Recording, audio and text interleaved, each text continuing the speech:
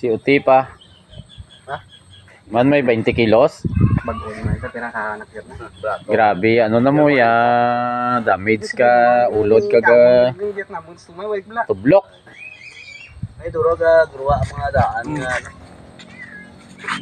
Usod.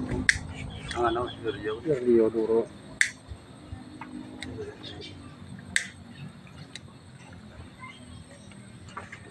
Durod, tik na.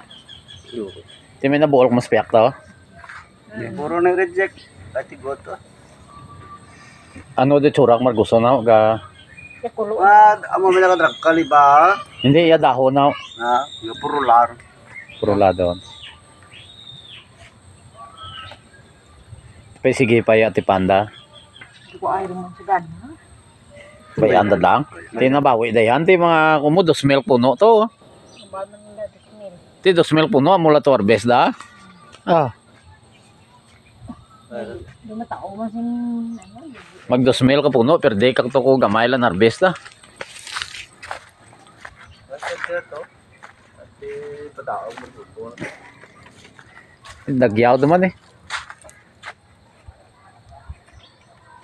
Jawa mo dyan binirabi ka, ano dyan mo, ulod oh.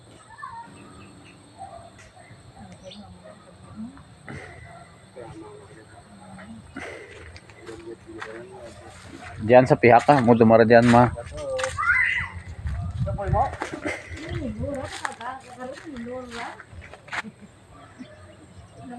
Magandang hapon po.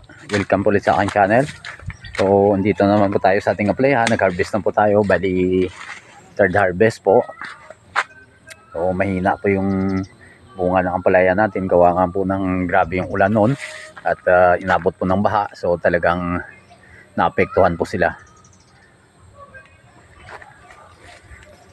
So, bali, third harvest. Bali, yung nakuha pa lang po natin.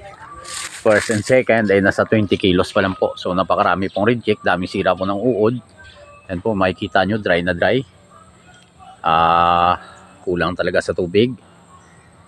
2 araw hindi tayo nakapagdilig dito. So kawawa na yung ating mga ampalaya.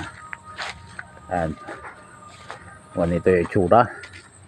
Marami na rin nanilaw na mga dahon. Gawa nga ng fungus dahil na hindi natin naagapan dahil sa sobra ding ulan. Tapos ngayon, grabe naman yung init. Ayan, dry na dry yung ano, buhangin. Ayan po. So, baka mga, ewan ko kung ilan yung makuha natin ngayon. Baka 20 kilos or 30 kilos lang. So, napakaliit. At, talagang mahina na talaga yung kanyang bulas dahil sa pangatlong tanim na po ito. Paulit-ulit lang po tayo dito. So dapat talaga sa ampalaya bagong area na naman. Yun, may bunga pa. So napakabata pa sana na ito. Sana kung umulan baka makarecover pa po ito. Ayan, daming na nilaw sa gilid. Nanak, harvest ka manak. Ayan, kasama ko yung anak ko. Ayan o. Tinamaan na naman ang uod o. Marami tayong pinitas dito na mga tama ng uod tsaka fruit fly. So nakapag-spray tayo. So buti naman kahit paano nabawasan na. So grabe talaga yung tama. Daming sira. Pero sige lang, bawi na lang sunod ulit. Ayan. Lipat tayo ng pwesto na naman. Baka balikan na lang po natin yung sa kabila doon. Paswerte na lang yun kung maabot na naman ang baha.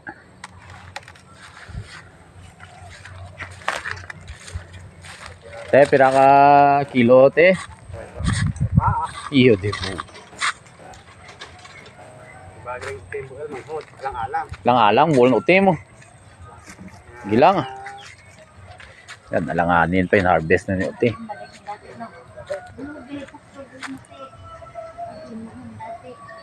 Yan, mahina yung pag-akyat nila. So bukas mag-aabono pa tayo dito. Pero tumatalbos naman. Yan. O bukas ng umaga, mag-aabono po tayo. Pagkahapon ay magdidilig po tayo dahil dry na dry. Pag hindi nadiligan at nag-abono ay lalong masisira po ito. So sa lahat po ng mga nag-subscribe, update lang po muna tayo. Maraming salamat po sa inyo and happy farming po sa ating lahat. God bless.